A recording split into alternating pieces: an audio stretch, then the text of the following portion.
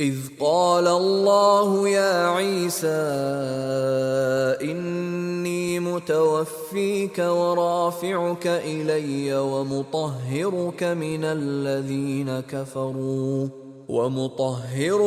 الذين كفروا وجاعل الذين اتبعوك فوق الذين كفروا إلى يوم القيامة ثم إلي مرجعكم فأحكم بينكم فيما كنتم فيه تختلفون।